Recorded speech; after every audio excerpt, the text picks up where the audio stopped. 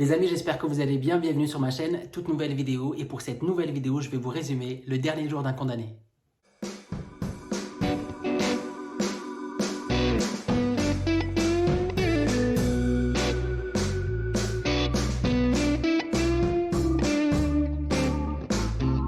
Avant tout, comme d'habitude, n'hésitez pas à vous abonner à la chaîne si ce n'est pas déjà fait et activer la cloche des notifications pour ne rien louper des prochaines vidéos.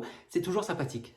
Et les amis, si vous aimez les livres au sujet super léger, ça tombe bien, parce que comme vous l'aurez compris, je vais vous résumer le dernier jour d'un condamné. Alors, pour être plus sérieux, c'est vrai que je l'ai relu récemment et j'ai de nouveau vraiment aimé. Et bizarrement, parmi tous les livres que j'ai eu à relire récemment, c'est un de ceux dont il m'a resté énormément de souvenirs, tellement il te marque quand tu le lis la première fois.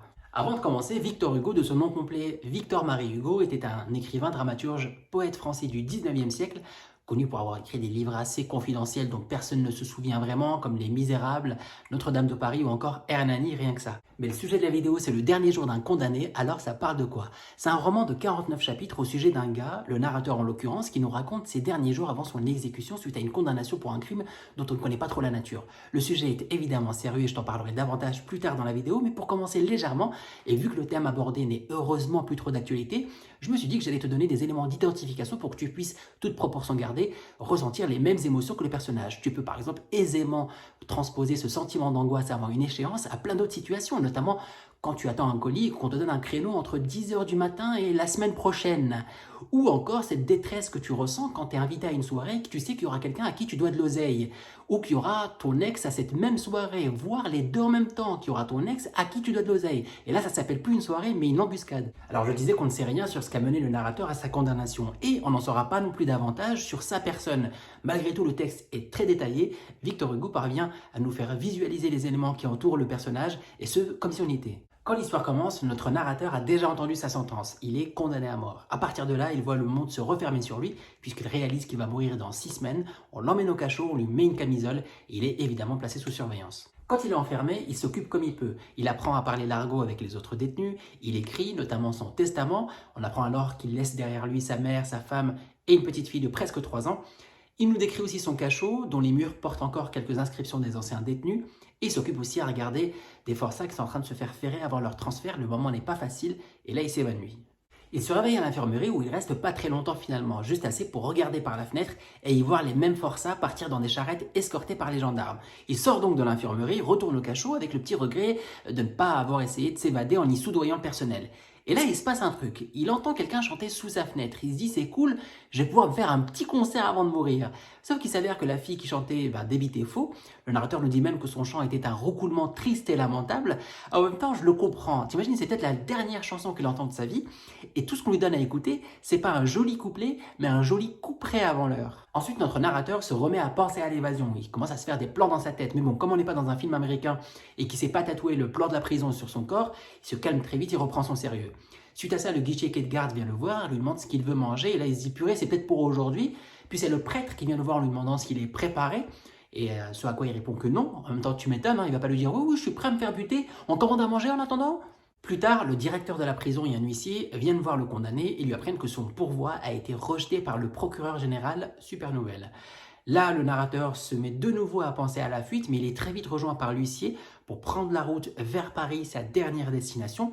Alors sur le trajet, il ne se passe pas grand-chose. L'huissier raconte sa vie au condamné, il lui raconte comment il a accompagné d'autres détenus avant lui par le passé, comme si ça pouvait l'intéresser. Ils arrivent enfin à la conciergerie, au milieu d'une grande foule visiblement très intéressée par le spectacle de l'exécution, chacun son délire.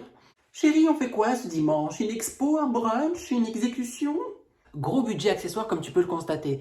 En attendant son heure, notre narrateur est enfermé dans un petit cabinet en compagnie d'un autre homme d'une 50aine d'années qui lui vient d'être condamné et va certainement rejoindre le même cachot où était notre personnage principal. Le gars commence à taper à discuter avec le narrateur, sauf que ce dernier lui dit de le laisser tranquille, qu'il voudrait un peu se recueillir, c'est normal, il lui reste plus beaucoup de temps, sauf que l'autre se vexe et du coup en partant il lui vole sa veste. Très sympa. Dans les chapitres suivants, il ne reste plus que 6 heures au condamné avant son exécution. Il reçoit la visite du prêtre qui l'écoute demandant à se reposer un petit peu, puis on lui sert à manger mais il n'a évidemment pas d'appétit. Et ensuite, c'est un sous-architecte qui entre tranquillou dans sa cellule avec un gendarme pour prendre des mesures en vue de travaux à venir. Il se permet même de taquiner le condamné en lui disant que lui ne verra pas les résultats des travaux dans 6 mois vu que voilà quoi. Tu remarqueras qu'il y a quand même pas mal de mecs sympas dans cette histoire. Dans les lignes suivantes, il se passe encore un truc surréaliste. T'as un gendarme qui vient voir le condamné pour lui fournir son adresse personnelle et lui demande si ça le dérangerait pas de revenir le voir une fois mort chez lui en fantôme pour lui donner les numéros de la loterie. C'est vraiment dans le roman, hein. Ce à quoi le narrateur répond « Ok, mais à condition que tu me files ton uniforme tout de suite ». L'agent, guidé par sa cupidité, répond d'abord « Pas de souci », puis se ravise très vite quand il comprend qu'il y a une disquette derrière. Ensuite, notre personnage entend une heure sonner. Il se dit que c'est peut-être la sienne.